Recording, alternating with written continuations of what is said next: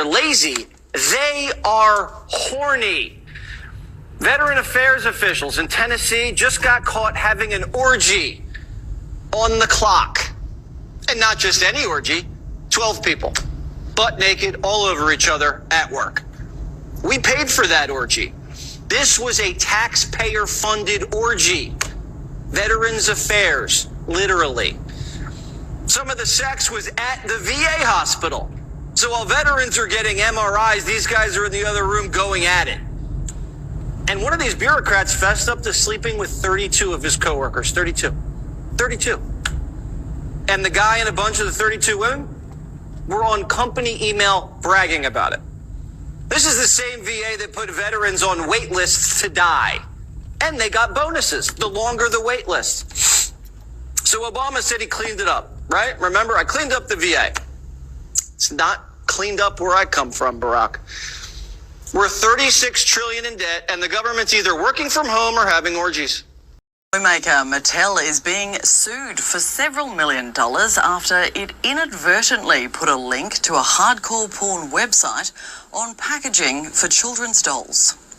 The dolls had been created to cash in on the huge popularity of the new Wicked movie, which has earned more than $500 million worldwide. But on the back of the packaging, a link that should have read wickedmovie.com wasn't written correctly and instead sent users to the adult website's homepage. The lawsuit is being brought by a mother whose young daughter followed the bad link, stating, "These scenes were hardcore, full-on nude pornographic images depicting actual intercourse." The plaintiff's minor daughter immediately showed her mother the photographs and both were horrified by what they saw. This is the story of how a broken iPhone led to the arrest of a child predator. On Tuesday, November 12th, 25-year-old Jonathan Busa Shelton walked into the Metro T-Mobile store in Fort Pierce, Florida, which is about an hour north of West Palm Beach. He was there to get his iPhone's volume button repaired. But when he showed the clerk his phone, the Telegram app was visible, and the clerk could see explicit images of an adult and a minor. What he saw was shocking. But instead of panicking, the clerk remained calm. And like they say, if you see something, say something. And that's exactly what he did. Once Busa Shelton left the store, the clerk called 911 and told them what he saw on the phone. Luckily, it was enough information for them to obtain a search warrant for Busa Shelton's home, which is located in the Lakewood Park community where he lives with his mother. The search took place in the early morning hours of November 13th. Body cam footage documents the moment officers arrested Busa Shelton. And if you're wondering what was found at the house, over 100 files of child sexual abuse materials on Jonathan's devices, leaving his mother astounded. This morning, a warning for online gamers after police say two men traveled from Canada to California to find and attack a fellow female gamer. We know that online gaming is a big thing nowadays, and you just have to be cautious. Law enforcement says Canadian Devin Vanderhoff and a Monterey County woman knew each other from online gaming after playing together for years. They say last week, Vanderhoff and his friend, Darius White, took a flight and traveled to her home. It led to what we are calling an obsession, to where the point that Mr. Vanderhoff ended up flying from Canada down to Salinas, California, began following our victim and getting to know her pattern of life. Authorities say the two men posed as delivery drivers holding a package. They say when the woman's boyfriend answered the door, Vanderhoff stabbed him. When the woman jumped in to help, she was stabbed as well. Both the boyfriend and Vanderhoff were taken to the hospital. Vanderhoff's friend got away, but was arrested at the airport. What concerns have you had about speaking out? That I'm gonna be murdered. One day I'm gonna be walking down the street and somebody's gonna come up and shoot me or something. That's a really scary thing to be worrying about at 10 years old. Yeah, that should not be a worry. Michelle, what's going through your mind as you hear your daughter say this? It's just hard to hear her say that.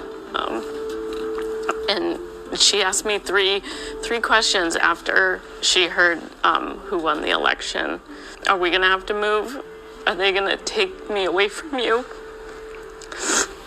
And am I not gonna be able to get my medicine. Don't shoot me, I'm pregnant with a baby. And I shot her anyway. A Long Beach, California homeowner says he has no regrets after shooting and killing an unarmed woman who said she was pregnant. When the time comes to defend yourself, you best do something. The words of the 80-year-old homeowner who confronted two robbers. I walked in on them, and they downed me. They jumped on me in the hallway. But Tom Greer says he managed to get his .22 caliber Smith & Wesson revolver. He says when that unarmed couple saw his gun, they took off out the back door, and he followed. The lady didn't run fast as a man, so I shot her in the back twice. She's dead, and they told her off, but he got away. And since then, there has been a swift and almost split reaction on social media sites. While some say they would have done exactly the same thing, others say gun owners don't have the right to shoot a robber outside their home. Investigators have to look at both sides of this coin. 70 New York City Public Housing Authority employees charged in the largest single-day robbery takedown in the history of the Department of Justice. The allegations involve nearly one-third of NYCHA's 2,400 buildings in New York City, a huge breach of trust. The workers accused of taking $2 million in kickbacks from contractors. The U.S. 10 suspects can be seen smashing the windows of a jewelry store inside Markville Mall. 2 of the suspects are seen using hammers to break into the store and smash display cases, while other suspects are seen stealing items. The brazen robbery happened over the lunch hour. One witness says the store security guard was assaulted. They're banging punch with the security guard's face. Witnesses say it lasted less than 5 minutes. The violent robbery sending mall employees and customers running for safety. Has it come to this? Drivers leaving their back doors wide open to show thieves there's nothing valuable inside. The startling photo was taken in Oakland, California, in a region staggered by a wave of smash-and-grab robberies. There he goes, he just broke in. Florist Parissa Hamat left that black SUV open. I leave my car door open so that there's nothing in my car, and they can see that there's nothing to take. Now across the bay, San Francisco's liberal mayor, who's facing withering attacks by conservatives for being soft on crime, has had enough. I just want to say we're going to bring prices down. We're going to make our country safe. We're going to stop people from robbing our stores and hurting our people.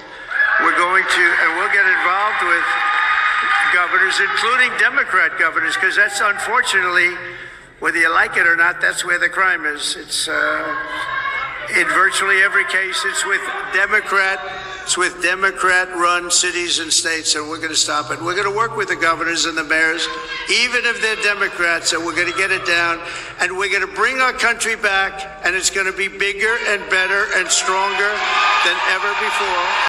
New study shows that music is driving depression and anxiety, even substance, alcohol abuse, especially in kids. And by the way, violent behavior in general. Look, obviously music can impact us in a positive way, in a negative way. But I want to show you this. This is from the study. The most popular rap songs in the United States are increasingly referencing depression and suicide in mixed metaphors about mental health struggles. This is from a really good study. And the fact is that the study points out that these are the most popular artists, the ones that our kids think are the coolest, and they're laying in these metaphors. Parents, kids, if you don't think that that affects your brain, you're kidding yourselves. The things that we put into our brain, it's called the subconscious. It's a recording, and it drives our conscious mind, and it literally drives our identity and who we are.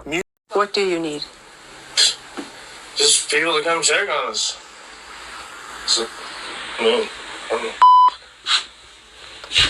This is how hundreds of people are still living in Western North Carolina, in campers and in tents amid bitterly cold temperatures. How do you think your kids are doing? They're struggling, but they're managing it well. It definitely has affected them. Is this your food in boxes? Yeah, people drop stuff off that we already have, and most of it's expired food. How has this experience changed your family? I think it has made us closer. Families have been torn apart, and we still have one another. New law banning TikTok in the U.S. if it's not sold to an American company is now one step closer to reality. A federal appeals court upholding the law designed to force the Chinese-owned company to sell TikTok to an American company or be blocked. The ban set to take effect on January 19th. The U.S. says it is concerned China could steal personal information from the 170 million users. TikTok is now expected to take this all the way to the Supreme Court. Stand up, stand